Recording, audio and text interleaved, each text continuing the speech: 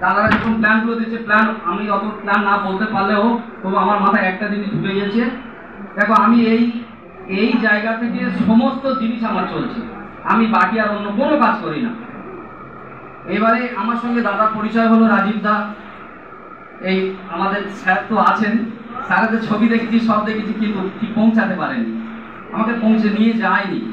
তারা আমার নিয়ে ভালোই ব্যবসা করেছে। এই যা প্ল্যান বলছে, আমি কবে এইসব জায়গায় পৌঁছে যেতাম যদি আমি আসতাম যেতাম। তো আমার সব থেকে ভালো লেগেছে বা ভালো করেছে, সব থেকে বড় পরিচয় করে দিয়েছে ইন্দ্রদা। ইন্দ্রদা আমাকে সমস্ত রাস্তাটা দেখিয়ে দিয়েছে। দেখিয়ে দেওয়ার পরে আমার রাজীবদার সঙ্গে আমার পরিচিত হয় প্রায় 1.5 বছর। 1.5 বছরের মধ্যে আমি অনেক জিনিস বুঝেছি, এবার নিয়ে আমার অনেক জিনিস বুঝিয়েছে উনি। তারপরে একের পর এক আমার এই জয়েন্টের ব্যাপারে বললো। আমি বললাম তো একাইভাবে ব্যবসা করছি। তো বলে তুমি একা এগোতে পারে না, তুমি প্রচুর খাটছো। তখন প্ল্যানটাকে আমাকে প্ল্যান দিয়ে দিল। দেওয়ার পর আমি ঠিক আছে স্যার, আমি তো ভালো ম্যাচিং করছি, মোটামুটি আমি জায়গায় এসে গেছি। তা উনি আমাকে যথেষ্ট হেল্প করছে। এমন পেশেন্ট আমার হাতে পড়েছে, এই খেমাকে কেন বিশ্বাস করবো না। পায়ে পুরো গ্যাঙ্গিন হয়ে গেছিল, পুরো গ্যাঙ্গিন, শুধু একটু জাস্ট হাড়ে মাংসটা শুধু ফেলতে পারে হাড়ে। এই পেশেন্ট এই রিসেন্টলি 2 থেকে 3 মাসের ভিতরে সেই পেশেন্টকে আমরা 25 দিনে রিলিফ দিয়েছি। 25 দিনে মাংস ফসে যাচ্ছিল। সেই আমার স্যার রাজীব দা, তারা বলছে আপনার কাছে যাব।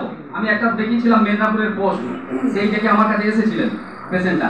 তো আমি দেখবো না, আমার স্যার আছে, আমার থেকে যথেষ্ট বুদ্ধিমান আছে। তো আপনি একটা দিন ওয়েট করুন। একটা দিনের পরে ওয়েট করার পরে রবিবার দিনে উনি দেখি এক চান্সে বলে দিয়েছে প্রায় গ্যাঙ্গিনের কাছে। কি হবে উপায়? মনে হবে 25 দিন, জাস্ট 25 দিনের মধ্যে সেই রিকভার ছবি অনেকে দেখালাম, দেখুন রিকভার হয়ে গেছে।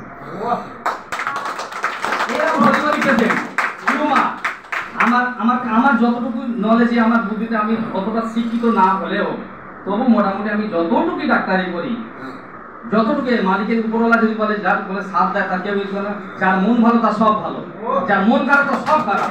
আমার দেখলে কিছু হবে না, আমার অন্তরটা দেখো। কিছু মানুষের একটা একটা কথা একটা জিনিস মনে পড়ে গেল। ধরো রাজীব স্যার, আমি একটু বেশি না বোঝাতে পারলেও রাজীব স্যার ধরো আমাদের মাথা, সবাইকে নিয়ে বলছি না, রাজীব স্যারকে নিয়ে বলছি। উনি জানে যে এই করলে এটা হবে, উনি জানে এটা সাকসেস হবে, এটা হবে, জানে। কিন্তু আমরা সেটা ধরে বলছি, ধরো এটা ধরো আমাদের একটা কাবা আছে, মুসলিম ক্যান্টিনে যারা আছে কাবা সম্বন্ধে জানবে, এই ভাই সাহেব জানবে। কাবা ধরে যদি কেউ হাত দিয়ে যদি সে বেঈমানও হয়, সেটা কবুল হয়ে যায়, সেটা মনের ইচ্ছা পূরণ হয়ে যায়।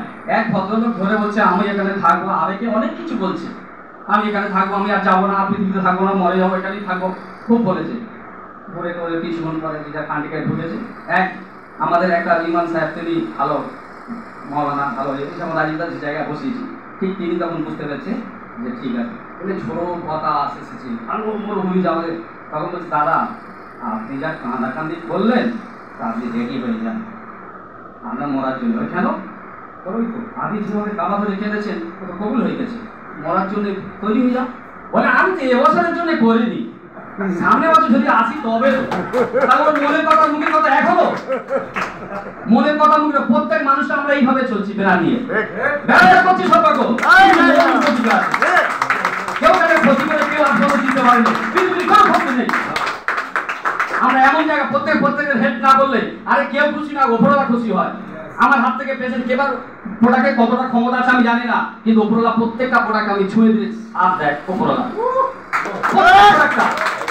আরাম করে আমার মন ভালো তো সব ভালো। তো যারা এইসব জিনিস বোঝে না, যাদের একটু বোঝাই, তারা আবার এই প্রোডাক্টের সম্বন্ধে এসে যায়। আমি জয়েন্টিং খুব করাতে পারিনি, আমি ওই জায়গায় নেই, কিন্তু দাদা আমার বলেছে জয়েন্টিং আমি ভরি করে দেবো,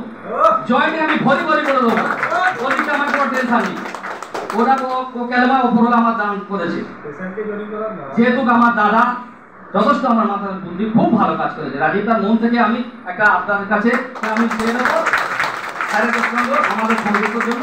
আমি আপনাদের ছোট্ট এই আবেদন করে আমি আমার বক্তব্য শেষ রাখছি।